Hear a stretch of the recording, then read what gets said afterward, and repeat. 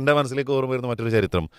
എൻ്റെ ക്ലാസ്സിൽ ഒരു കുറച്ച് വർഷങ്ങൾക്ക് മുമ്പ് പഠിച്ചു പോയ ഒരു കുട്ടിയുടെ ഉമ്മ ഒരു മീറ്റിങ്ങിന് വന്നിട്ട് അവർ പറഞ്ഞത്, സാറേ എനിക്ക് കുറച്ച് കാര്യങ്ങൾ നിങ്ങളോട് പറയാനുണ്ട്. ഒരു കളിക്കാരനെ ഇപ്പോഴും കളിക്കുന്ന ഒരാളെ കുറിച്ചിട്ട് അവർ പറയണത്, നിങ്ങൾ എൻ്റെ വീട്ടിലേക്കൊന്ന് വരും, എൻ്റെ മോൻ്റെ റൂമൊന്ന് നോക്കിയും, ഇനി ഫോട്ടോ ഒട്ടിക്കാൻ ഒരു സ്ഥലവും ബാക്കിയില്ല. കണ്ണാടിയിൽ അവൻ്റെ മുഖം കാണുന്ന ആ ഒരു ഭാഗത്തല്ലാത്ത റൂമിലെ മുഴുവൻ സ്ഥലങ്ങളിലും ഈ കളിക്കാരൻ്റെ ഫോട്ടോ ഒട്ടിച്ചേക്കാണ്.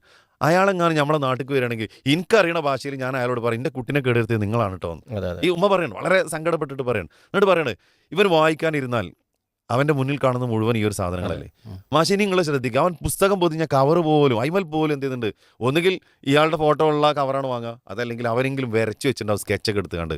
പഠിക്കാനിരുന്ന ഫുൾ ഇതാണ് പരിപാടി എന്നുള്ളതാണ്. അപ്പം ഈ രൂപത്തിലേക്ക് നമ്മുടെ മക്കൾ മാറുന്നുണ്ടെങ്കിൽ അത് നിയന്ത്രിക്കേണ്ടത് നമ്മൾ തന്നെയാണ് എന്നുള്ളതാണ്. അവിടെ നിങ്ങൾ പറഞ്ഞ പോലെ തന്നെ ഏറ്റവും നല്ല വഴി എന്ന് പറയുന്നത് ഇതുപോലെയുള്ള ആൾക്കാരുടെ കാര്യങ്ങൾ. കളിയിൽ അവർ ഒരു പക്ഷേ പെർഫെക്റ്റ് ആവാം, അതെ പക്ഷെ അവരുടെ മറ്റു പല ജീവിത ശൈലികളോ അല്ലെങ്കിൽ ജീവിതത്തിലെ മറ്റു പല കാര്യങ്ങളോ ഒരിക്കലും ഉൾക്കൊള്ളാൻ തൊടാൻ പോലും പറ്റൂല. അതെ ഫോളോ ചെയ്യാൻ വേണ്ടി തൊടാൻ പോലും പറ്റില്ല. നമുക്ക് പറ്റൂല.